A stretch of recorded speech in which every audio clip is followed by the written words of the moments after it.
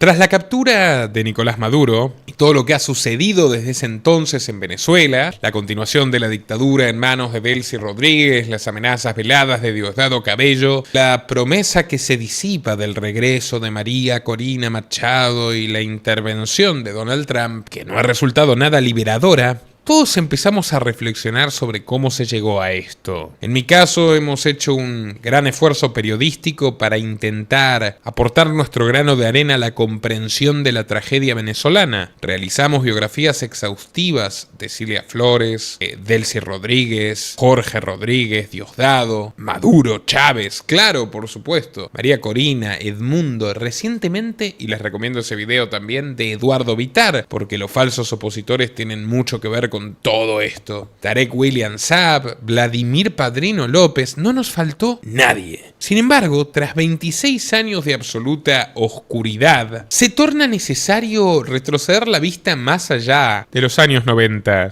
y situarnos en los mismísimos orígenes de la República. A lo largo de su tiranía, Hugo Chávez Frías azuzó las banderas de un personaje muy sacralizado, no solamente en Venezuela, sino también en Bolivia, en Perú, en Colombia, en Ecuador, y sus planes fueron francamente retorcidos. Su nombre es Simón Bolívar y nos lo vendieron como el libertador de las Américas. Mientras chavistas y opositores se peleaban por la figura de su prócer, todos ellos se olvidaron de la mente maestra tras de la libertad americana, del verdadero padre emancipador de Hispanoamérica, Francisco de Miranda. El día de hoy veremos la vida de estos dos gigantes de la historia y cómo sus acciones no solo reflejaron la naturaleza de cada uno de ellos, sino que marcaron para siempre el destino de nuestras naciones. Francisco de Miranda. Nuestra historia inicia en 1816, en la fortaleza de La Carrasca, cerca de Cádiz, España. Al interior de una húmeda y fría celda se encuentra un hombre de cabello gris y un tanto desaliñado, pero que aún porta un aire de formalidad y de grandeza, un aristócrata del espíritu, como más tarde diría Emerson de Thoreau. Nuestro hombre en la celda gaditana se encuentra gravemente enfermo y no para de toser. Cerca de su cama se halla un escritorio apilado de papeles. El prisionero se levanta y recoge un diario y una pluma para intentar escribir la última parte de sus memorias, densas, profusas, cargadas de aventuras. Parecen una novela de fantasía que supera la imaginación de Stevenson o de Emilio Salgari, pero vaya que fueron reales. Nuestro hombre apenas puede esbozar unas cuantas palabras, aunque nunca le faltó fuerza de espíritu. De hecho, es un pedazo de la historia universal. Está agotado no solamente por su enfermedad, sino por la traición de aquellos que consideró sus aliados, sus compañeros de lucha, incluso sus discípulos. El preso está frustrado por el incumplimiento de un gran sueño que alumbró el otoño de su vida. Sintió de repente cómo lo vencía el sueño. Dejó la pluma a un lado y se recostó con el diario en su pecho. Lo escrito en aquellas hojas amarillentas decía lo siguiente: he aquí la última voluntad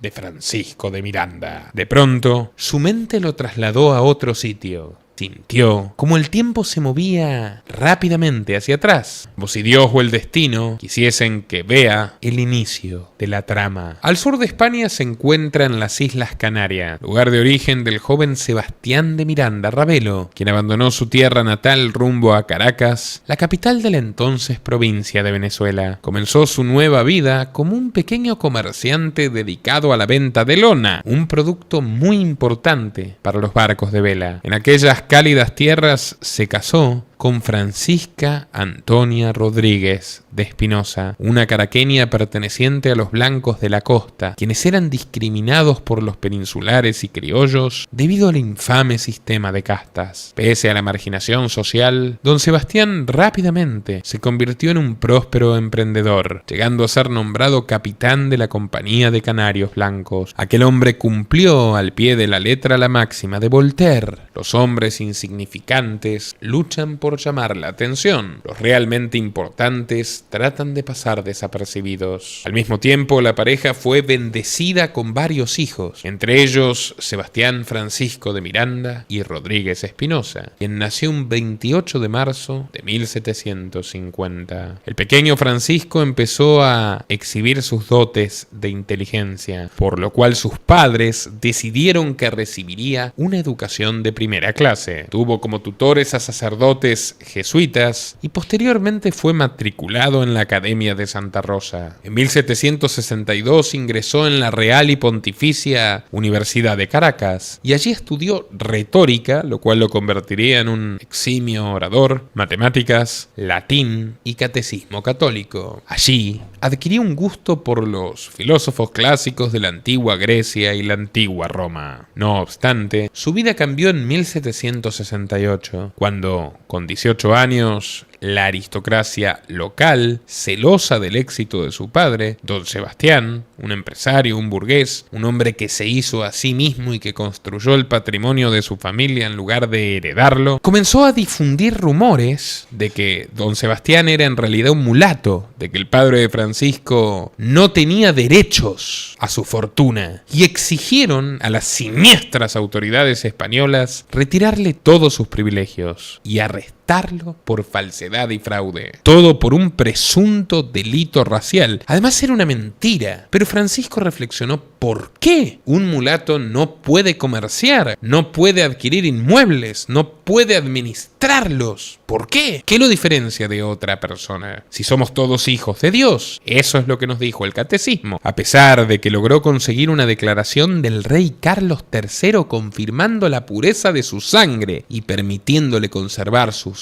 privilegios y sus títulos, el odio por parte de la envidiosa élite caraqueña se acrecentó mucho más. No podían soportar que este humilde español hubiese hecho fortuna en América innovando. Entonces, Francisco no solamente sintió un rechazo profundo contra esa oligarquía que despreciaba a su padre, sino ante la opresión que sufrían miles como él en todas las Américas. Concluyó entonces que los viejos privilegiados envidiaban a su progenitor porque demostró que el ascenso social era posible gracias a la meritocracia y no a la condición social, no al color de piel, no a los apellidos, no siquiera a los sermones del cura del domingo. Un hombre laborioso, un empresario, resuelto a forjar su propio destino, desentonaba con un sistema protosocialista, monopólico, burocrático y profundamente racista como era el del Imperio Español. No tan racista ni tan cruel como el Imperio Británico, pero profundamente estratificado. No podías ascender ni descender demasiado de donde te tocó nacer, y eso no es una clase, es un estamento. Y que eso esté vinculado a la raza no deja de ser una profunda aberración, por más que le moleste a los hispanistas. Cansado del hostigamiento, Miranda, con ayuda de su papá, solicitó permiso para unirse al servicio imperial español, porque seguía sintiéndose español, y abordó el barco Príncipe Federico que partió rumbo a la metrópoli. Ya en la madre patria, Miranda nutrió sus conocimientos de idiomas como el francés, el inglés y el italiano, y también de matemáticas, geometría y geografía, demostrando una alta capacidad intelectual. Incluso también memorizó enteras obras teatrales de Lope de Vega, y a través de su versatilidad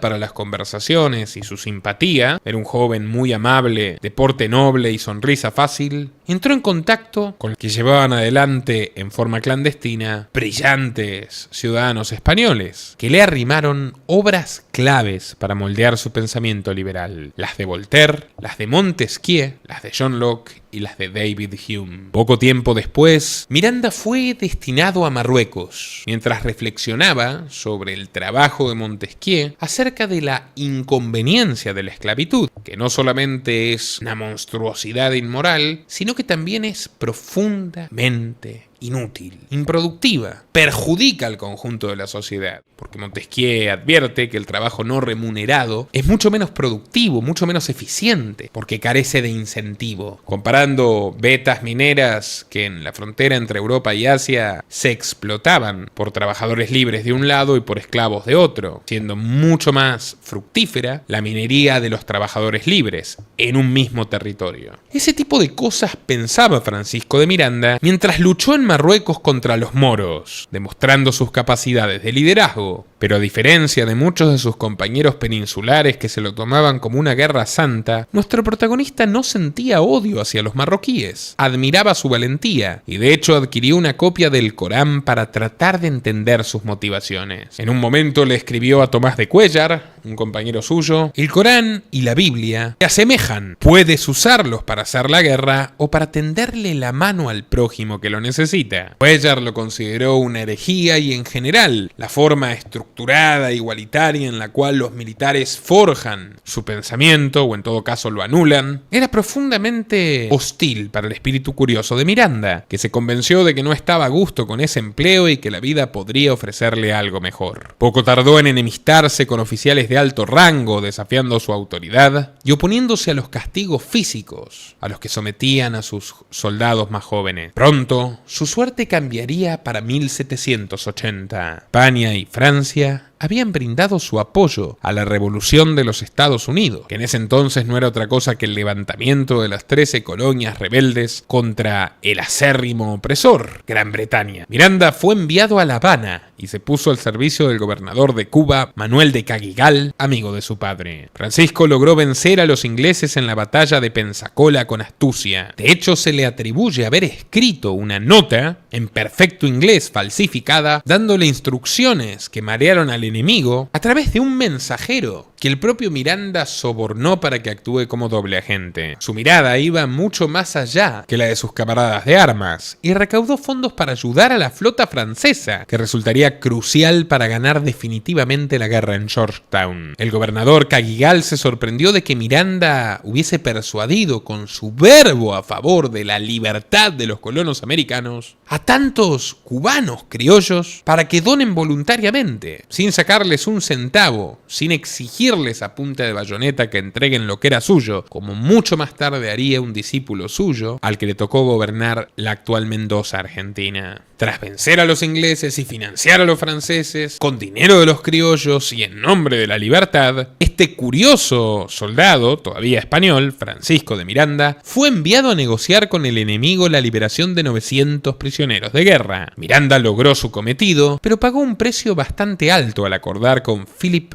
Alwood, un contrabandista británico, quien trasladó a los prisioneros en sus barcos a España. Acusaron a Miranda de traidor y pidieron su cabeza, pero básicamente él cumplió con dos misiones: velar por la integridad de los prisioneros y preservar la información que ellos llevaban consigo, valiosa para la estrategia naval de la corona. Francisco entonces se vio obligado a desertar, nación que claramente contribuyó a liberar. Allí conoció a Thomas y Alexander Hamilton. Jefferson le suscitó admiración intelectual, pero inmediata suspicacia por su tenencia de esclavos. Tenemos un documental entero sobre el origen secreto de Estados Unidos, uno de los trabajos que más recomiendo y que realmente vale la pena que lo vean, donde les contamos de hecho cómo este hombre redactó la Declaración de Independencia en un cuarto donde convivía con una esclava y un mancebo completamente por él, que eran niñitos. A Miranda no le gustaban estas hipocresías, menos aún las doctrinas proteccionistas y autoritarias de Alexander Hamilton, que quería un rudo gobierno federal, y de hecho terminó muriendo en un reto a duelo con un vicepresidente americano a orillas del río Hudson, si no recuerdo mal. Pero, naturalmente, Miranda hizo match con el verdadero héroe de la Revolución Americana, con el único liberal coherente de esa gesta, que era inglés y se llamaba Thomas Paine. Hablamos mucho de Paine, los orígenes secretos de Estados Unidos. Paine y Miranda harían match inmediato y entablarían una profunda amistad. Si bien Miranda no fue un intelectual tan prolífico como Paine en producción de contenido, en sus escritos se puede leer traslúcida la idea de los derechos del hombre, o la elocuencia de El sentido común, aquel bestseller del siglo XVIII que inspiró la llama que liberó a América. Paine Paine y Miranda eran dos soñadores humanistas que no se resistían a la idea de que podían y debían dejarle un mundo mejor a las siguientes generaciones. Creían en el individuo, en la dignidad humana, en la autonomía, en la luz de la razón sobre la religión organizada y la censura oscurantista, en la tolerancia que les enseñó Voltaire, en la solidaridad, en el coraje, en que el comercio hermana a los pueblos y la guerra solo enriquece unos pocos, salvo que sea librada únicamente para defenderse del opresor, sea ese opresor británico o español. Paine y Miranda eran liberales. Y no quiero irme por las ramas, pero luego hay una anécdota muy jugosa y reveladora. Estos hombres, que no entendían de banderas, sino de grandes causas, dijo Paine, mi patria es el mundo entero y mi religión es hacer el bien, volvieron a encontrarse durante el juicio de Miranda en Francia en 1794. Pero ya llegaremos a ello. Tras su paso por América del Norte, Miranda estuvo en Asia y en Europa, y llegó hasta Rusia, donde se convirtió en protegido de Catalina la Grande, a quien sedujo. Miranda, con 37 años, y tras haber conocido buena parte de las grandes civilizaciones asiáticas, una inquietud realmente inusual para un americano de esa época, era un hombre atractivo, cultísimo, políglota, con un aura de aventurero revolucionario que fascinaba a la aristocracia europea. Llegó a Rusia disfrazado de conde de Miranda, un título que se autoimponía para moverse con libertades, equipado con cartas de recomendación y un uniforme de coronel español que utilizaba solo para impresionar. Catalina II, entonces de 58 años, era famosa por su apetito de amantes jóvenes, inteligentes y fuertes, y tenía una larga lista de favoritos como Potemkin, Orlov o Zubov, a quienes convertía en consejeros o generales. Miranda fue presentado a la emperatriz de Kiev, sí, la actual Ucrania, durante su famoso viaje triunfal por el sur del imperio, con Potemkin como anfitrión. Luego lo llevaron a Crimea. Según relatos contemporáneos y el propio diario de Miranda, donde era discreto pero no demasiado, la zarina quedó impresionada por su inteligencia, su conocimiento de las Américas y Asia y su encanto personal. Miranda la describió en sus notas como una mujer de conversación admirable y buen corazón, y ella le concedió audiencias privadas, le permitió besar su mano y lo trató con una familiaridad inusual para un extranjero. La jugosa anécdota viene de los rumores de la corte y los testigos que dicen que Catalina, conocida por su iniciativa en el cortejo, lo invitó a paseos privados en el jardín imperial y a una cena íntima que se prolongó durante 2 madrugadas. En una ocasión, durante una velada en el palacio de Torida, Crimea, Miranda la sedujo con su retórica ilustrada, le habló apasionadamente de la libertad de las colonias americanas, le dijo que la grandeza de Rusia bajo su reinado consistiría en la tolerancia que ella sea capaz de prodigarle a sus súbditos, y le regaló visiones de un mundo nuevo sin tiranía. Catalina, que admiraba a Voltaire, a quien también había alojado en su corte, se dejó llevar por el encanto del venezolano, pero no se demoró en volver a la Europa continental tras sentir el llamado de un levantamiento popular que se gestaba en Francia, que le generó a Francisco una gran inspiración. Pensó que podía convencer a los franceses de ayudarlos a liberar América, esta vez América del Sur, la suya. Nuestro hombre se encontraba en París cuando llegaron noticias de que una coalición de prusianos y austríacos había invadido Francia con el fin de derrocar al gobierno republicano. Rápidamente le ofrecieron a Miranda el rango de mariscal y un título nobiliario para repeler el ataque enemigo. Francisco aceptó y derrotó al ejército rival en el asedio de Amberes, consiguiendo ganarse el apoyo del pueblo galo. Sin embargo, la caída de los girondinos, que eran los liberales moderados, y el ascenso de los jacobinos, los protosocialistas, puso a Miranda contra las cuerdas. Fue detenido y acusado de ser un agente de la corona española que buscaba restaurar la monarquía borbónica. Una total fake news.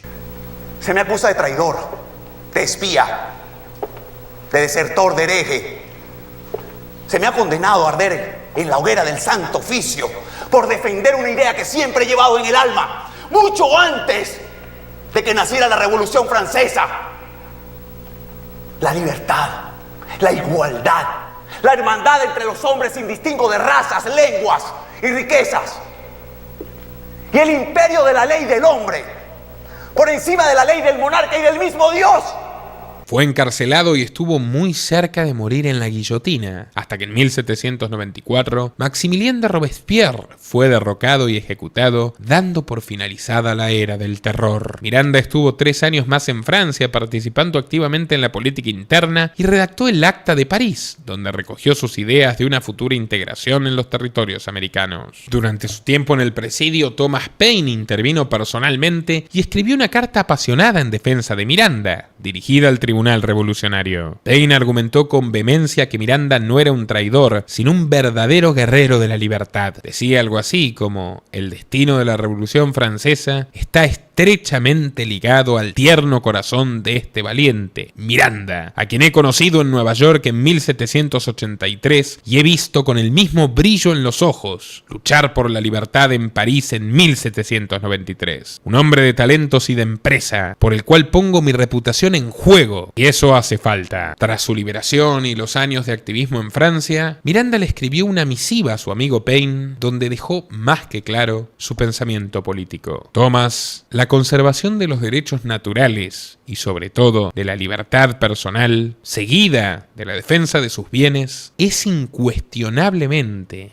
la piedra fundacional de toda sociedad humana, bajo cualquier forma en que se organice. Y apartarnos de la premisa tiene consecuencias fatídicas. Vaya que los venezolanos lo aprendieron tarde. Thomas fue acusado otra vez de difamación sediciosa, mientras agentes del gobierno lo seguían instigando turbas, organizando reuniones de odio masivo y quemas de efigies en su contra. En el verano de 1792 fue declarado culpable y desterrado de su madre patria, a la que Paine le dedicó esta despedida. Sí, para exponer el fraude y la imposición de la monarquía, para promover la paz universal, la civilización y la libertad de comercio, y para romper las cadenas de la superstición política y elevar al hombre, degradado, a su rango apropiado, a la dignidad que le pertenece. Si todas estas cosas son difamatorias, que el nombre del difamador sea grabado en mi tumba. Soy yo, Thomas Paine, difamador de Inglaterra. Este británico irreverente fue acogido en la Francia revolucionaria, donde le dieron la ciudadanía gracias al impacto global de sus obras, que habían encendido pasiones en el corazón mismo de la tierra gala. Y aunque ni siquiera hablaba el idioma con fluidez, fue elegido miembro de la Convención Nacional, representando el distrito de Pas-du-Calais.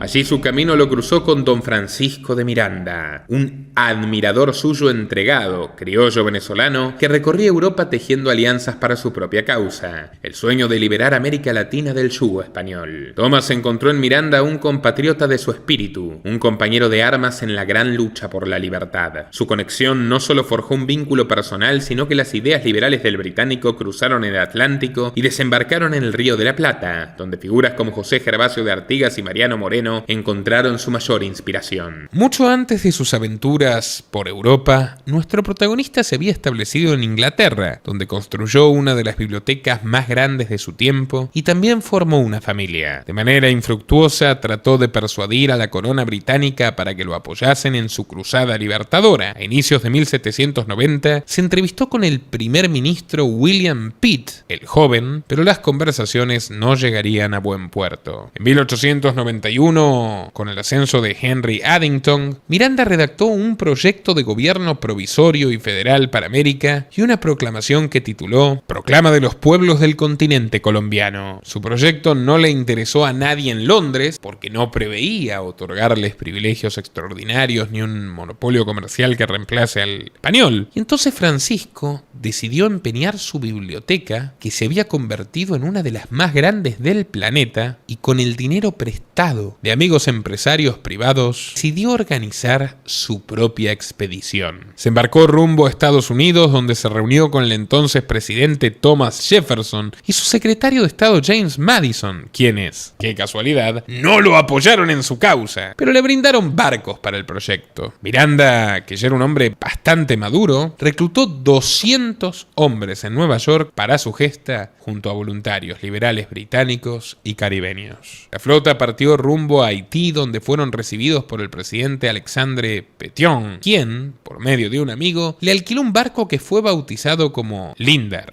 El 12 de marzo de 1806, Francisco de Miranda izó por primera vez en el mástil del navío la bandera tricolor, de color amarillo, azul y rojo, e hizo jurar a sus hombres que darían sus vidas por la libertad de Hispanoamérica. Corría el 3 de agosto de 1806, cuando Miranda logró pisar finalmente la tierra venezolana de La Vera. Fueron meses navegando con un máximo de 500 hombres que llegaron bastante cansados, anclando a unas 9 millas de la costa. Miranda planeaba un ataque sorpresa nocturno, pero el mar embravecido lo impidió hasta el amanecer. Al alba, la vanguardia, comandada por oficiales como los coroneles de Rubray y Downey, ex militares británicos, desembarcó con apoyo de cañonazos desde los buques. Capturaron rápidamente la batería costera y la fortaleza local, izando por primera vez la bandera tricolor, pero ahora por primera vez en tierra. Lo épico y a la vez ridículo vino después. Al avanzar hacia la ciudad de Coro, a unas 12 millas tierra adentro, Miranda y sus hombres entraron en una ciudad fantasma. Los habitantes, alertados por las autoridades españolas, que sabían de la expedición gracias a espías, probablemente informados por el traidor Jefferson, habían huido masivamente al interior. No había un alma viviente en las calles. Las casas estaban vacías, las puertas estaban cerradas y el silencio era absoluto. Miranda, que había soñado con multitudes entusiastas recibiéndolo como libertador, se encontró con un pueblo deshabitado, del cual los liberales se habían ido por la fuerza, los realistas por su propia voluntad, y según relatos contemporáneos, Prócer se instaló en una vivienda cerca de las puertas de la ciudad, siempre vigilante, con su caballo ensillado listo para huir, rodeado de sus hombres más fieles, cargado con 2 pistolas, y más tarde repartiendo su proclama a los pueblos del continente colombiano, distribuyendo panfletos que nadie recibía. Sin embargo, advirtió que 2 buques españoles se dirigían para neutralizar a los independentistas, y tras una breve lucha, 60 fueron capturados y Miranda con el resto se retiró a Granada. La expedición se trasladó a Barbados, donde obtuvieron apoyo del gobernador Alejandro Cotranes, y partieron nuevamente hacia la Venezuela, con más de 400 hombres, mosquetes y cañones. Literalmente, yo quiero que comprendan la magnitud de esto, un señor de más de 50 años, que para los parámetros de la época es como si fuera de 70, con un grupo de idealistas, se propuso liberar un continente entero sin financiamiento inglés, porque no esperó que se lo dieran. Pero nuevamente lo esquivaron y Miranda retornó a Gran Bretaña, donde siguió elaborando planes para su proyecto libertador. Empezó a escribir panfletos donde denunciaba la dominación española como ilegal, argumentando que fueron los antepasados de los criollos quienes conquistaron el Nuevo Mundo, y no la monarquía, por lo que sus descendientes son los dueños privados de esas tierras que nunca pertenecerán a un gobierno. Fíjense lo que era la mente de Miranda, Entendía que los gobiernos no tienen derechos, solo las personas. También redactó un plan llamado Colombia, mediante el cual pretendía una monarquía constitucional que abarcara todos los territorios latinoamericanos regidos bajo un sistema federal y ejerciendo un libre comercio irrestricto con todo el planeta. Imagínense, Hispanoamérica hubiera sido mucho más rica de lo que son los Estados Unidos, y de una manera mucho más pacífica y decente, pero una serie de pusilánimes, de pobres de alma y mente, no lo permitirían. Pero bueno, tiempo al tiempo. Cuando en 1808 las tropas de Napoleón Bonaparte invadieron España, en las principales ciudades de los virreinatos y capitanías generales se alzaron en resistencia contra el invasor francés, y Miranda vio lo que sería quizás la última oportunidad. Mandó innumerables misivas a los miembros de los cabildos de las principales capitales sudamericanas para que organicen al pueblo y presionen por la independencia. 2 años más tarde, una comitiva enviada por la Junta de Gobierno de Caracas arribó a Londres en busca de apoyo inglés. Entre los emisarios estaban Luis López Méndez, Andrés Bello y Simón Bolívar Palacio, un hombre que sería la perdición de Francisco de Miranda y de todas las naciones que crearon. Si tienes espíritu aventurero como el que tenía don Francisco de Miranda, pero no quieres terminar en una celda como él, en un mundo cada vez más complicado, te conviene invertir en libertad. Si tienes más de $100.000 disponibles y buscas protección familiar, una vida tranquila lejos de la guerra, libertad de expresión, prosperidad y un capitalismo decente donde el gobierno no te dé prácticamente nada y no te prohíba prácticamente nada, puedes ingresar a Paraguay por la puerta grande a través del Club Amagi, una red de networking de primer nivel. Así que, si tienes patrimonio y pensamiento crítico, no esperes más. Aplica en clubamagi.org antes de que sea tarde. Hablemos de Bolívar. Simón José Antonio de la Santísima Trinidad, Bolívar, Ponte y Palacios Blanco, nació el 24 de julio de 1783 en Caracas, hijo de Juan Vicente Bolívar y Ponte y María de la Concepción Palacios y Blanco. A diferencia de Francisco de Miranda, la familia del futuro libertador sí pertenecía a la aristocracia caraqueña con raíces en el País Vasco. Del lado paterno, el primer integrante, también llamado Simón Bolívar, se trasladó a Venezuela en 1580, incorporándose a la función pública colonial como regidor perpetuo de Caracas y posteriormente contador general de la Real Hacienda. En 1593, el primo Simón y sus hijos amasaron una enorme fortuna a costa de los habitantes de aquellas tierras y adquirieron la encomienda Quiriquile, en el Valle de San Mateo, un ingenio azucarero que era manejado por indios esclavos. Por su parte, los Palacios, la familia materna, fueron dueños de minas de cobre en el Valle de Soata, donde actualmente el régimen chavista rojo utiliza la minería ilegal para financiar su maquinaria represiva y también de haciendas de cacao. Gran parte de la propaganda política, especialmente la chavista, afirma que desde pequeño Bolívar sintió empatía por los más desfavorecidos. No es cierto, es mentira. Simón fue partidario de la pureza de sangre e intentó ocultar por todos los medios la existencia de su bisabuela Josefa Marín de Narváez, de origen mulato. Cuando tenía apenas 2 años de edad, su padre murió de tuberculosis y a los 9 perdió a su madre por la misma enfermedad. Tanto el futuro libertador como su hermano asistieron a la escuela pública de Caracas, donde su desempeño escolar fue deplorable. Uno de los maestros, Simón Rodríguez, se lo llevó a vivir a su casa y lo hizo dormir en un cuarto donde se hallaban hacinadas 20 personas. El pequeño Bolívar huyó a la vivienda de su hermana María Antonia y su esposo, quienes iniciaron un litigio en la Real Audiencia de Caracas para tener la custodia del niño. Sin embargo, los tribunales fallaron en contra y soldados entraron intempestivamente en la casa de María, llevándose a su hermanito Simón a la fuerza, mientras él gritaba y pataleaba desesperadamente. Debido a múltiples fugas y la partida de Rodríguez a España, el joven Bolívar fue adoptado por su tío Carlos, quien era miembro de la Academia de Matemáticas. En poco tiempo, logró mejorar un poco su rendimiento académico, llegando a dominar historia y cosmografía gracias a su maestro Andrés Bello. En 1799 viajó a España para completar sus estudios y fue acogido por su tío Esteban Palacios, quien se sorprendió de la poca preparación académica de su sobrino y el aspecto desaliñado de su apariencia. No solo le enseñó gramática y ortografía, sino que también lo vistió como un señorito de la corte real, a la cual Bolívar ingresó gracias a un guardia llamado Manuel Mayo, favorito de la reina María Luisa y amigo de Esteban. Lo fascinaba el poder,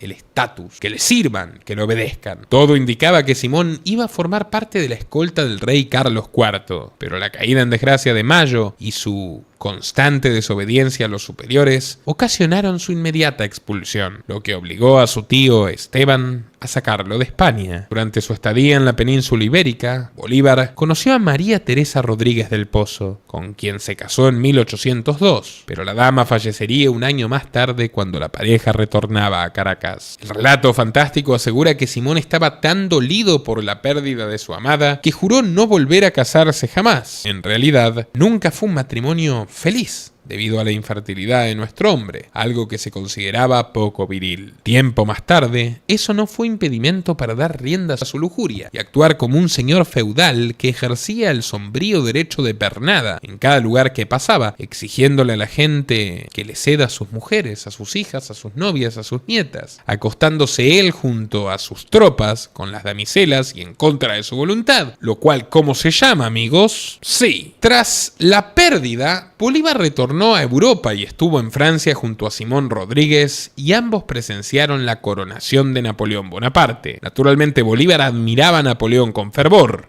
a diferencia de Miranda, que lo criticaba por su autoritarismo. Años después, Bolívar aseguró que el francés traicionó los ideales de la libertad mediante su campaña expansionista por Europa. Pero irónicamente, Bolívar cometería el mismo error en América. Antes de partir a París, fue iniciado en la masonería ingresando en la logia de San Alejandro de Escocia, lo que le dio acceso a un abanico de contactos por toda Europa. Curiosamente, el propio Bolívar prohibiría a los grupos secretos cuando en 1828 intentaron asesinarlo. Luego, Bolívar y Rodríguez se dirigieron a Roma, donde Simón pronunció su famoso juramento en el Monte Sacro, donde prometió dar su vida por la libertad en América. Curiosamente, la misma promesa pomposa fue replicada siglos después por un fanático suyo llamado Hugo Chávez Frías, quien ensalzaría la figura de Bolívar para multiplicar por 1000 sus calamidades. Su sueño de realizar un golpe era cada vez más posible, pero sería en el año 1982 cuando su historia terminaría por tener un giro rotundo, siendo un punto de inflexión en su vida, puesto que aquel año recibiría la noticia del fallecimiento de su querida abuela Rosa Inés. Y sería también el año en que nacería el movimiento bolivariano. Era ese 17 de diciembre en aquel año cuando los superiores encomendaron a Chávez que hablara sobre Bolívar en un homenaje, pero en medio de su discurso el teniente tuvo un acto fallido y pronunció la palabra prohibida: revolución. Los oficiales lo oyeron alarmados. Al finalizar, uno de los presentes se acercó silenciosamente a él y le dijo que los generales no estaban nada contentos. Su discurso se asemejaba más al de un mitin político que al de un homenaje a Bolívar. Disgustado ante la discusión, Chávez le propuso a sus compañeros salir a trotar para desahogarse. Entre esos compañeros se hallaban el soldado Felipe Acosta Carles, Jesús Urdaneta Hernández y Raúl Isaías Baduel. Los soldados trotaron durante un buen rato bajo la lluvia tropical de diciembre, hasta que sin darse cuenta se vieron ante los pies de un inmenso samán de huere, un árbol de unos 600 años de antigüedad, símbolo de la independencia venezolana, que rodeado de cañones y fusiles de la época se mostraba como una efigie de la historia y el pasado de Venezuela. Se dice que bajo la fronda de aquel antiguo árbol Simón Bolívar llegó a yacer en los tiempos de campañas militares. Fiel a su estilo, Chávez propuso a sus compañeros replicar el juramento que hizo el prócer ante su maestro Simón Rodríguez en el Monte Sacro de Roma en el año 1805, donde prometió liberar a América del yugo imperialista. Era una forma simbólica de redimirse ante la ofensa que había sentido. Juro por el Dios de mis padres, juro por ellos, juro por mi honor y juro por mi patria que no daré descanso a mi brazo, ni reposo a mi alma, hasta que hayamos roto las cadenas que nos oprimen por voluntad del poder español. Chávez modificó las últimas palabras diciendo en cambio, por voluntad de los poderosos. En 1810, tras el establecimiento de la Junta Suprema de Caracas, nuestro segundo protagonista, Bolívar, fue enviado en una misión diplomática a Londres para recabar apoyo militar y financiero. Al encontrarse con Francisco de Miranda, el joven Bolívar sintió una admiración profunda por el prócer americano, que era mucho más elocuente, mucho más solvente, mucho más claro en sus conceptos, al que la gente escuchaba silenciosamente, a diferencia de Bolívar, a quien le huían. La Junta caraqueña le había ordenado a Bolívar no juntarse con sangre sucia,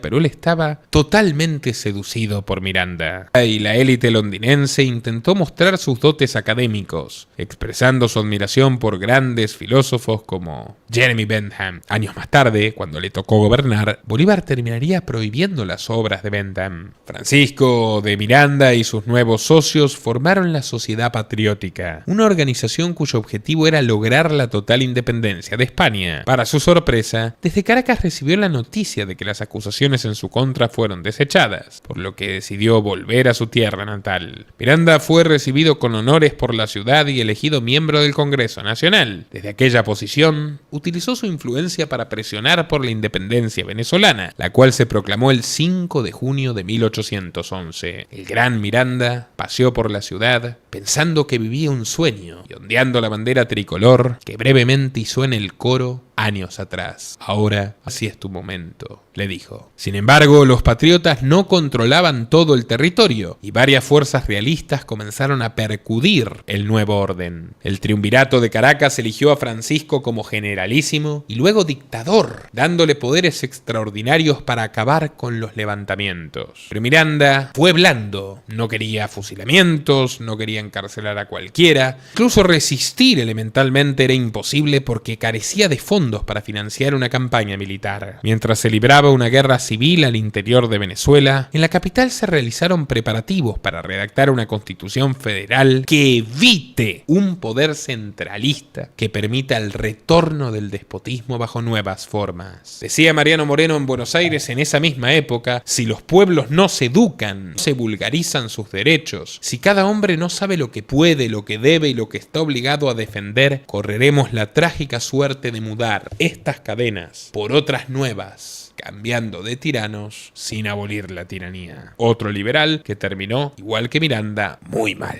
Lamentablemente, la Carta Magna que soñó Miranda no eliminó la esclavitud porque no le aceptaron la abolición, y esto permitió que los realistas integren a sus filas esclavos para luchar contra los criollos traidores. En realidad era Bolívar el que puso el grito en el cielo para que no se acabe la esclavitud. Desesperado, Miranda insistió en que había que liberar a los esclavos, que al menos se les ofrezca liberar a aquellos que se unan al ejército republicano de manera inmediata. Pero esto fue rechazado por los aristócratas bolivarianos, ya que iba en contra de sus intereses. Nuestro protagonista entonces se vio contra las cuerdas porque nadie le obedecía, y constatada que el círculo de Bolívar lo detestaba por su origen burgués y no aristocrático. Como si fuera poco, un fuerte terremoto sacudió a toda Venezuela el 26 de marzo de 1812, destrozando múltiples ciudades, entre ellas las que tenían mayor presencia republicana y oficiaban como primera línea de defensa contra el avance realista. Ese mismo mes, el Consejo de Regencia de España envió una expedición de 200 tropas al mando del capitán Domingo de Monteverde para castigar a los insurrectos. A su llegada, recibió no solamente el apoyo de los realistas, sino también de los pueblos indígenas, que reforzaron su ejército, llegando a conformar en total más de 700 soldados. Mientras las fuerzas enemigas iban avanzando hacia Caracas, Miranda y sus colaboradores se retiraron a Maracay. Allí logró resistir y vencer a Monteverde, pero cometió el error de no darle caza, permitiéndole huir hacia Puerto Cabello, donde estaba Simón Bolívar. La defensa de aquel sitio era monumental, no solo porque allí estaban los prisioneros contrarrevolucionarios, sino todo el armamento y provisiones de la República. Para su mala suerte, un subteniente de las milicias de Aragua, llamado Francisco Fernández Binoni, se unió a los prisioneros, los liberó, mataron a los guardias y se apoderaron de las armas. Bolívar, quien estaba fuera de la fortaleza, lo tomó como una rabieta española. Con un aire de superioridad tan clásicamente suyo, ordenó a los amotinados rendirse, a cambio de perdonarles sus vidas. No funcionó. Empeorando la situación, las fuerzas españolas llegaron a la ciudad y comenzaron a bombardearla. Los ánimos en las filas republicanas estaban por el suelo y la gran mayoría huyó despavorida, mientras 300 hombres se quedaron junto a Simón, el futuro libertador, entre comillas, que tanto se vanagloriaba de tener las habilidades militares de Alejandro Magno. Entró en pánico y envió cartas a Miranda pidiendo refuerzos, pero ninguna llegó debido a que las comunicaciones habían sido cortadas. Tras varios intentos de derrotar al enemigo y varias pérdidas humanas, finalmente Puerto Cabello fue tomado por los realistas, sellando el destino de la Primera República. Mientras Francisco de Miranda optó por enfrentar la derrota y capitular ante Monteverde, Bolívar escapó con el rabo entre las patas y se escondió en sus propiedades de Caracas, lo mismo que hizo Maduro y su mujer cuando Chávez fue derrocado en 2002. Pueblo venezolano, muy buenos días. Los miembros del alto mando militar de la Fuerza Armada de la República Bolivariana de Venezuela deploran los lamentables acontecimientos sucedidos en la ciudad capital en el día de ayer.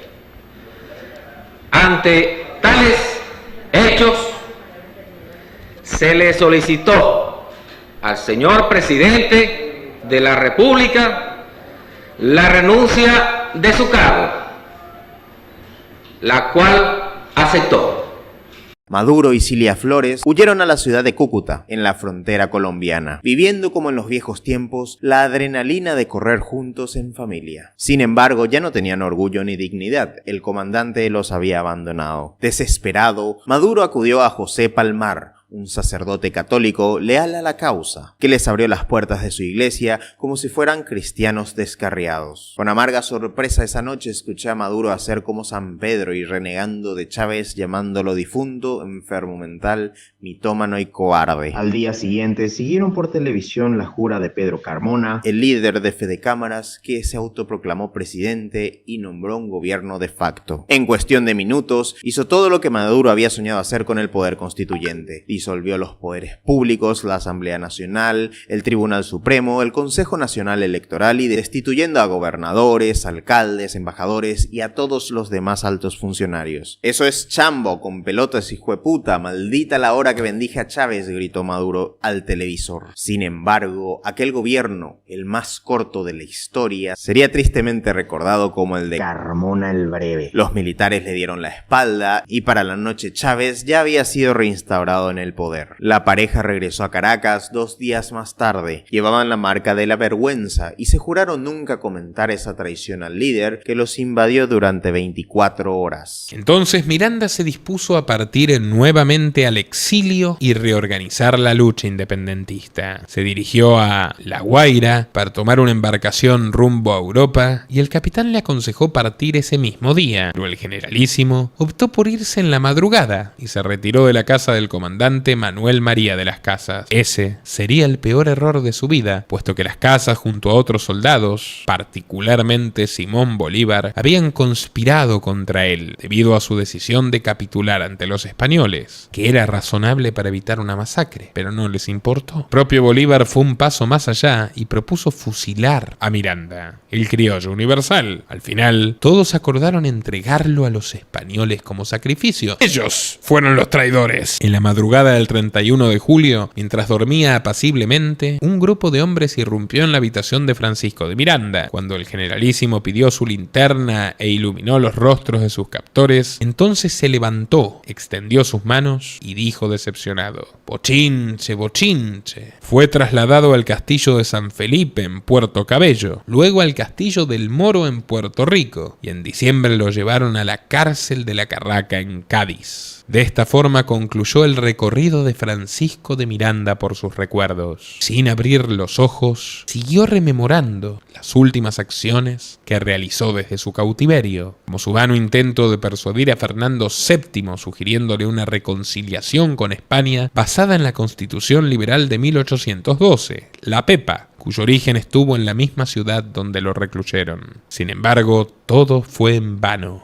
Sentía cómo la impotencia recorría por su cuerpo e hicieron brotar lágrimas que bañaron sus mejillas. Miranda suspiró para apaciguar su mente. Las sabias palabras de su viejo amigo Thomas Paine: «Yo admiro al hombre que puede sonreír ante los problemas, que puede sacar fuerza de la desgracia y que, en la reflexión, crece en valentía. Es característico de las mentes pequeñas encogerse, pero aquel que es firme en su corazón y cuya conciencia aprueba su conducta, persevera en sus principios hasta la muerte». De repente, una imagen visitó su cabeza: una América unida y libre, donde todos los hombres viven en paz y cooperan entre sí. En lo alto la bandera tricolor ondeando al ritmo del viento. Este fue el último sueño de Francisco de Miranda antes de hacerse eterno, un 14 de julio de 1816. Mientras los demás querían congraciarse con los españoles, Bolívar entregó a Miranda por motivos perversamente personales. Lo envidiaba, sabía que Miranda no permitiría instaurar un régimen bonapartista en Colombia y la relación entre ambos nunca fue del todo sana. Simón, haciendo gala de su soberbia, cuestionaba todo el tiempo sus decisiones militares. Miranda calificó al joven como un altanero indisciplinado y narcisista. Simón Bolívar intentó justificar su traición a Francisco de Miranda, alegando alegando que fue culpa del generalísimo el fracaso de Puerto Cabello, que no fue suya. Como consecuencia, Monteverde autorizó que Simón Bolívar saliera de Venezuela con destino a Curazao. La petición del coronel Bolívar debe ser atendida como recompensa por haber servido al rey de España entregando a Miranda. Fíjense la rata. Una vez en el exilio, Bolívar decidió retomar la lucha independentista, adoptando los planes de Miranda a sus propios intereses. Se trasladó a Cartagena de Indias, donde redactó el famoso Manifiesto de Cartagena. En aquel texto, Simón culpó al terremoto de la caída de la Primera República, como Alberto con la sequía,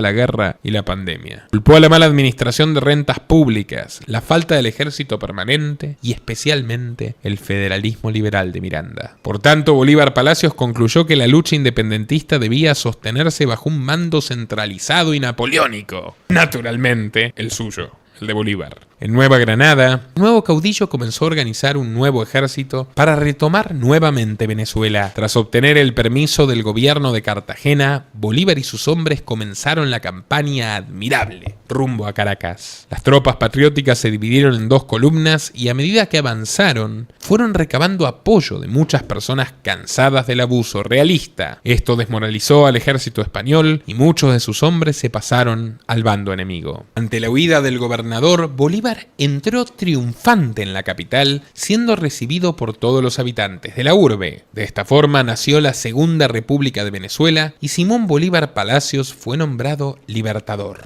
un título que claramente le correspondía al hombre que él entregó y por cuya culpa murió prisionero. Una de las primeras medidas que hizo fue lanzar el infame Decreto de Guerra a Muerte de 1814, mediante el cual autorizó la ejecución de civiles españoles por ser españoles o canarios, y que no se adherieran a ningún bando. El objetivo era generar una guerra total entre naciones, una guerra totalitaria y colectivista entre España y América. Nada que ver con lo que soñaba Miranda, que incluso concibió una España unida con la España americana, de igualdad ante la ley, libre comercio y federalismo. Se calcula que entre 600 y 1.200 personas peninsulares perecieron en Caracas y en La Guaira, incluyendo prisioneros, enfermos y heridos en combate en hospitales. No solo fueron fusilados, sino que acabaron con ellos usando picas y rocas. Barbarie absoluta. Otra muestra de la crueldad bolivariana fue la batalla de Taguanes, donde el llamado Libertador permitió el saqueo de ciudades enteras, el asesinato de civiles y la violación de mujeres que no habían tomado parte de ningún bando.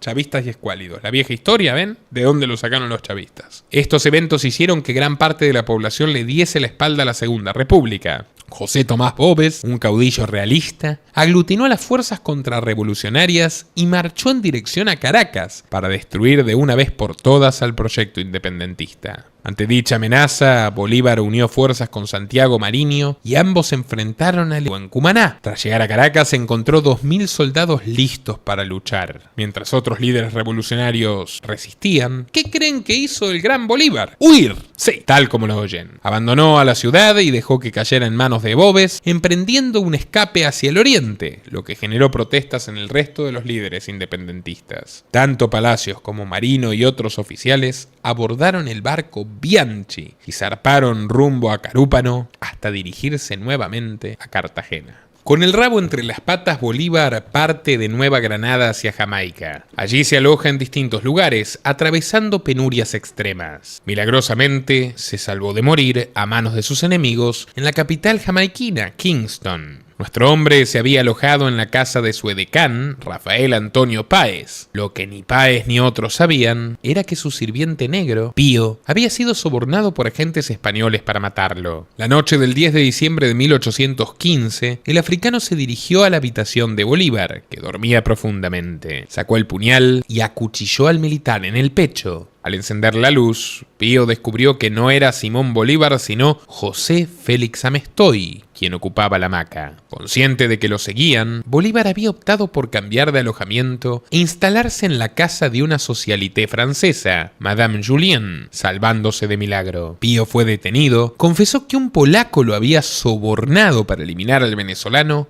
fue juzgado y ahorcado en la plaza pública. Bolívar comenzó entonces a reflexionar sobre los fracasos de la lucha independentista. De pronto, su mente se iluminó al recordar los planes de Francisco de Miranda, el hombre al que condenó a la muerte en el encierro. Desde ese instante, su objetivo dejó de limitarse a liberar Venezuela. Ahora aspiraba a emancipar del yugo español a todo el continente sudamericano, bajo una gran nación llamada la Gran Colombia. Para organizar sus planes con mayor tranquilidad, se trasladó a Haití, donde fue recibido por el general Alexandre Pétion. A finales de 1815 organizó nuevamente una expedición en el puerto de Los Cayos, que partió en 1816 con destino a la isla de Margarita. No obstante, el viaje se retrasó por culpa del propio Bolívar, quien insistió en cerciorarse de que su amante, Josefina Machado, estuviera en las costas haitianas. Esto generó malestar entre varios oficiales alemanes y británicos, que lo consideraban pusilánime y un mal estratega militar, y amenazaron con abandonar la expedición si seguía tomándose todo tan a la ligera. Al llegar a Margarita, Bolívar y Luis Brión buscaron al líder local Juan Bautista Arismendi, buscando obtener su apoyo total, a cambio de convocar un Congreso Nacional en Venezuela. Posteriormente partió hacia los llanos y emitió otro decreto que llamaba al asesinato de españoles en las filas enemigas, eximiendo esta vez a los civiles. Algo progresó. A pesar de conquistar el lado occidental del país, tras una serie de contraataques realistas, Bolívar fue incapaz de defender su posición y huyó entonces a Ocumaré ante las protestas de Brión. Para su desgracia, perdía no solamente prestigio sino también apoyo frente a Manuel Piar, un mulato originario de Curazao que había lanzado una exitosa campaña para conquistar las provincias de Guayana, ricas en recursos vitales para la causa independentista. Bolívar envidiaba los éxitos de Piar y temía que se convirtiera en el caudillo dominante. Piar lo había amenazado con juzgarlo en corte marcial y ejecutarlo por desertor, y lo llamó despectivamente Napoleón de la Retirada. Entonces, confabuló un plan junto a Brión para deshacerse de él. Lo arrestaron, acusándolo de intentar atentar contra la vida de Simón y de todos los blancos criollos. Manuel Piar fue juzgado en una corte marcial presidida por Brión y fusilado el 16 de octubre de 1817. Con esto, el déspota favorito envió un mensaje claro a Mariño y al resto de los caudillos. El único que manda es Bolívar. Sintiéndose poderoso, recurrió a los británicos para obtener apoyo en sus campañas. Envió un delegado a Londres para conseguir financiamiento mediante préstamos. Lo más sorprendente es que el emisario afirmó que el Libertador le había autorizado a aceptar cualquier condición que los ingleses impusieran tal de colaborar en la causa. No muy diferente a lo que ha hecho María Corina Machado con sus tratos con Estados Unidos e Israel, dos naciones que han superado en crueldad al Imperio Británico. El 4 de diciembre de 2018, María Corina redactó una carta dirigida ni más ni menos que al primer ministro de Israel, el criminal de guerra con pedido de captura de la Corte Penal Internacional Benjamín Netanyahu, misma corte que ecuánimemente requerirá pronto a Maduro. En la misiva, María Corina le rogó al peor genocida del siglo XXI que intervenga ante el Consejo de Seguridad de las Naciones Unidas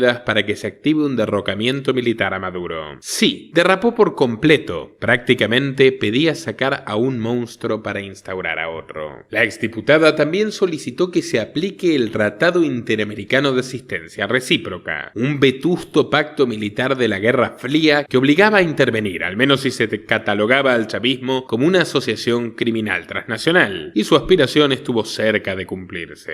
Pero cuidado, ¿qué es todo esto de estar pidiéndole a asesinos como Netanyahu, responsable solo en los últimos meses de haber masacrado a entre 40 y 186.000 civiles en Gaza, que intervengan militarmente en Venezuela? ¿Es que los venezolanos no pueden hacerlo por sus propios medios? Y la respuesta es no, no pueden hacerlo por sus propios medios porque una señora llamada María Corina Machado, antes de que se disuelva el Parlamento, de hecho, al inicio del régimen de Maduro, le promovió y le votó la ley del desarme civil. 126 artículos destinados a restringir al extremo la venta de armas de fuego y municiones a ciudadanos particulares y estableciendo a quienes posean armas sanciones con una pena de 7 a 20 años de cárcel. Miren a María Corina promocionándola desde 2012 cuando todavía vivía Chávez. Si hubiese hubiese voluntad política, dice en su tuit del 7 de agosto del 12, ya se habría aprobado la ley para el desarme y el control de armas y municiones, y Maduro, nada más asumir, la consiguió. Gracias, repito, a María Corina, la supuesta opositora más radical, que de la boca para afuera era liberal, pero para algo tan fundamental como el sagrado derecho de defenderse de los criminales, incluyendo los criminales de la tiranía, se olvidó su liberalismo y se portó como una comunista más. Y todavía peor, fue una cómplice absolutamente imprescindible para la formulación de esta ley totalitaria, gracias a la cual Maduro pudo asesinar a 10.000 personas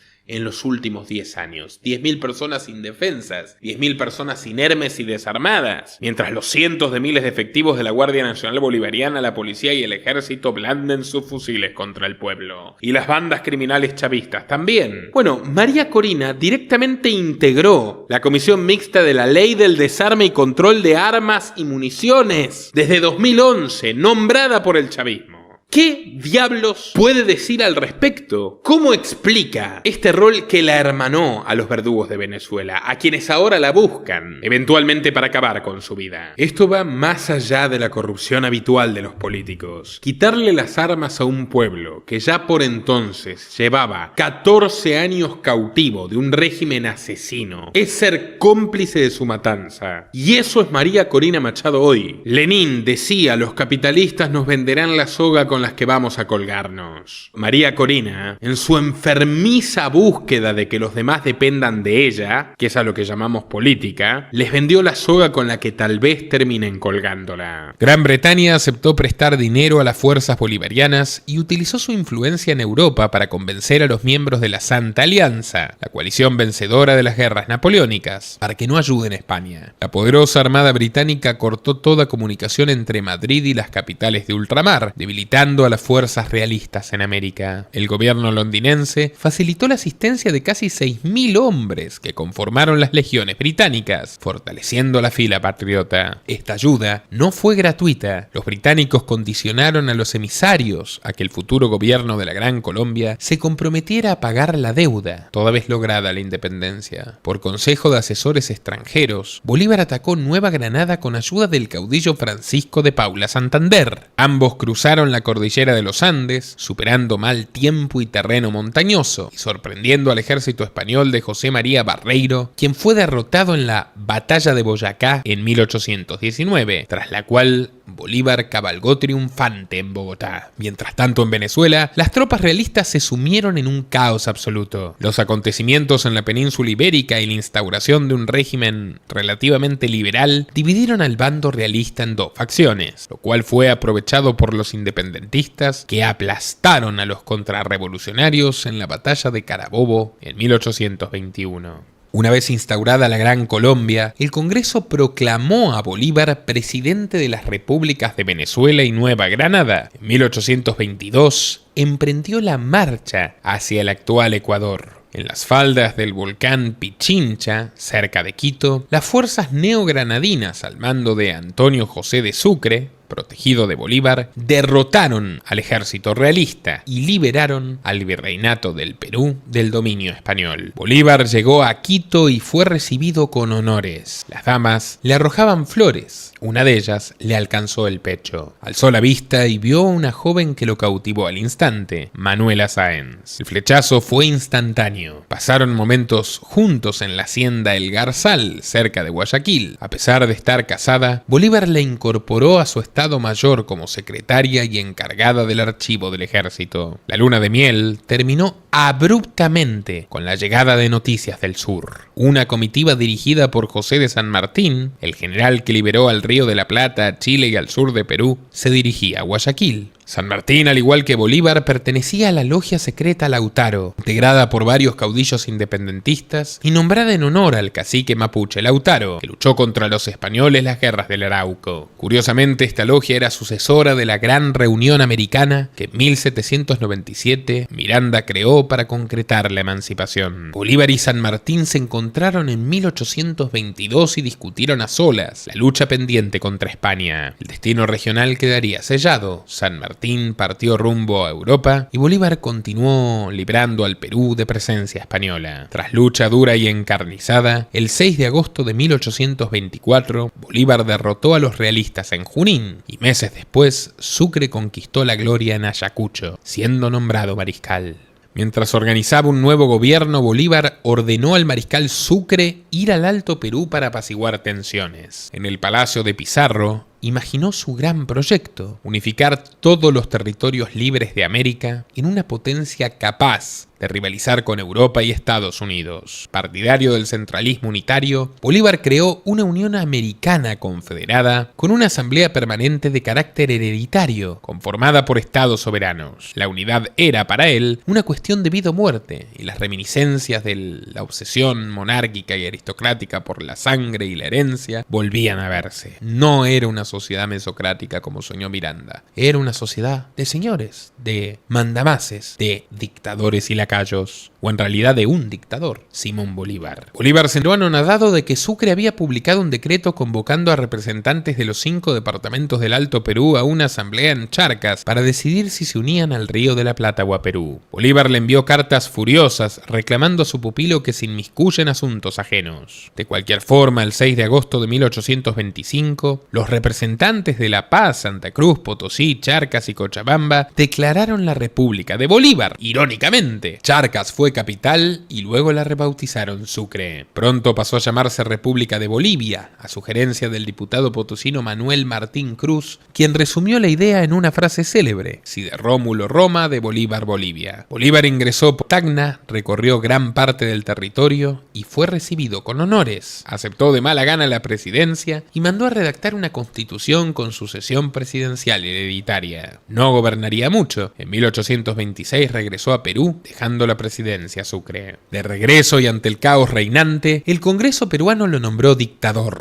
San Martín también había sido dictador, pero Bolívar fue más ambicioso. Reformó la Constitución del 23, estableció una presidencia vitalicia, como haría Hugo Chávez siglos después, limitó el sufragio y creó una tercera cámara, la Cámara de Censores, supuestamente destinada a limpiar la corrupción y la deslealtad. Ya ven, el invento de la Asamblea Paralela de Maduro viene de Bolívar. Esta cámara funcionaba como un auténtico ministerio de la verdad decimonónico, propagando los ideales bolivarianos jacobinos mediante leyes y educación, vigilando su cumplimiento estricto. José de la Riva Agüero, José de la Mar, Manuel Lorenzo de Vidaurre y Benito Lazo denunciaron estas medidas como antiliberales, absolutistas y neomonárquicas. Los persiguieron con saña y varios fueron exiliados. El gobierno también prohibió la libertad de prensa, censurando todo periódico que informe acerca de sus errores. Aunque el chavismo fue más sangriento, parece inspirarse en estas medidas totalitarias para callar a sus opositores. Un ejemplo es la ley orgánica Simón Bolívar, que castiga con 30 años de prisión el apoyo a sanciones internacionales tras el fraude de 2024. La Asamblea Nacional de la República Bolivariana de Venezuela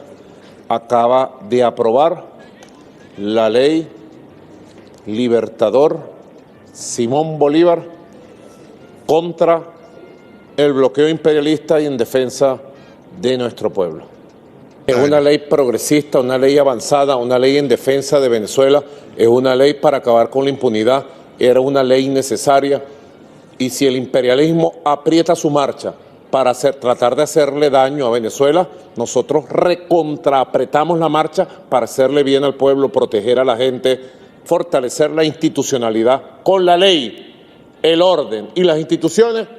Vamos hasta Marte. En otros ámbitos, Bolívar también fracasó. Abolió la mita, que era el trabajo obligatorio en las minas, pero restituyó el tributo indígena que había eliminado San Martín, una carga pesada que los pueblos originarios padecían bajo los españoles y luego bajo los gobiernos, entre comillas, libertadores. No emancipó a los esclavos y entregó tierras productivas a oficiales de la Gran Colombia, sembrando las bases de las disputas agrarias futuras y de una oligarquía que de alguna u otra forma subsiste hasta hoy. Todo terminó en 1827, cuando el Congreso Constituyente declaró nula la Constitución vitalicia y cesó a Bolívar de sus funciones. Poco antes de partir del Perú, Bolívar convocó un congreso en Panamá para discutir la unificación continental, invitando a todos los territorios libres. Nadie se lo tomó en serio. Apenas asistieron representantes menores de México, Perú, Gran Colombia, la República Federal Centroamericana y 3 o 4 locos sueltos más que también buscaban figuración. Observadores de Reino Unido y Países Bajos, Ríos, del Río de la Plata y de Chile, hicieron ausentarse con excusa. Estados Unidos y Bolivia no llegaron a tiempo. Las rivalidades rápidamente afloraron. Gran Colombia y Perú disputarían Guayaquil, México y Centroamérica pelearían por sus territorios. Nadie quiso eliminar aranceles ni renunciar al proteccionismo, que era la gran máxima de Miranda. Y el punto muerto llegó con la pugna entre México y la Gran Colombia, batallando por la hegemonía regional. Los mexicanos propusieron trasladar el encuentro a Tacubaya, pero la inestabilidad del país azteca lo impidió. Tras el fracaso del Congreso de Panamá, comenzó el declive de la autoridad simbólica de Bolívar y de su proyecto unificador, que en realidad lo había robado, tras pervertirlo, de Miranda. De regreso a Colombia, recibió una noticia devastadora. En abril de 1828, Sucre fue derrocado por un golpe en Bolivia, el país que Bolívar irónicamente intentó erradicar. Herido, Sucre huyó mientras tropas peruanas de Agustín Gamarra invadían el país para anexionarlo. Poco después, Perú y la Gran Colombia entraron en guerra tras el intento de José de la Mar de tomar Guayaquil por la fuerza. Sintiendo que su proyecto se derrumbaba, Bolívar se proclamó una vez más dictador, generando malestar en caudillos como Santander, autor de la conspiración septembrina para asesinarlo. El magnicidio falló esta vez gracias a Manuela Sáenz, quien salvó a su amado, pero los dolores posteriores fueron peores que la muerte. Bolívar presenció la insubordinación de José María Córdoba y el levantamiento de José Antonio Páez, que amenazó la unidad colombiana. Las tensiones entre las élites americanas fracturaron al continente. Otro enemigo apareció, la deuda con los ingleses que él autorizó, y ya pasaba factura. Según el cónsul Robert Kirk Porter, la deuda superaba los 70 millones de dólares en papel, una suma impagable, despilfarrada por los caudillos en excesos. El golpe más duro fue la muerte de Sucre en una emboscada en Marruecos, al sur de Colombia. Derrotado y señalado como traidor, Bolívar renunció a la presidencia y partió al exilio hacia Cartagena. Con su salud mermada por la tuberculosis, la comitiva debió detenerse en la finca de un español adinerado en Santa Marta, un español que casi fue asesinado por los hombres de Bolívar, en su momento cuando mandó a todos los españoles. Pero el tipo se apiadó de él y un 17 de diciembre de 1830 su vida se marchitaba. Mientras su piel se volvía cianótica, tomó la mano de Manuela para sentir su calor por última vez, pero era una mano gruesa y áspera. Al abrir los ojos, no vio a Manuelita, sino a un hombre de unos 40 años con camisa verde y gris y un extraño gorro rojo. El sujeto no le soltó la mano y le sonrió de manera siniestra. Se acercó al rostro de Bolívar, quien miró a través de sus pupilas. Bolívar esperaba un final feliz para su proyecto, pero vio destrucción y muerte, alaridos de inocentes, balas, sangre, humo, una guardia bolivariana matando a sus hijos. Una voz grave habló, las palabras le helaron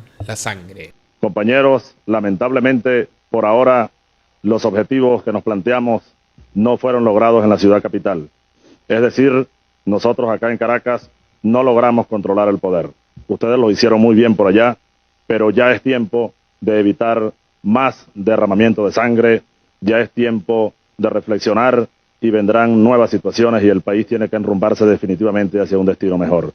Así que oigan mi palabra, oigan al comandante Chávez que les lanza este mensaje para que por favor reflexionen y depongan las armas, porque ya en verdad los objetivos que nos hemos trazado a nivel nacional es imposible que los logremos. Compañeros, oigan este mensaje solidario, les agradezco su lealtad, les agradezco su valentía, su desprendimiento, y yo ante el país y ante ustedes asumo la responsabilidad de este movimiento militar bolivariano. Antes de gritar, la oscuridad lo consumió por completo. Bolívar se acabó para siempre. ¿Te gustó esta historia? Financia más documentales como este apoyándonos en patreon.com/Nicolás Moraz desde tan solo $3 mensuales. Y recuerda que existe en el siglo XXI un país más libre, tranquilo y próspero que sus vecinos, que espera por ti. Pero para desembarcar aquí necesitas una red de contactos de confianza. Clubamagi.org es una solución para quienes quieren reencontrar su libertad. Hasta la próxima.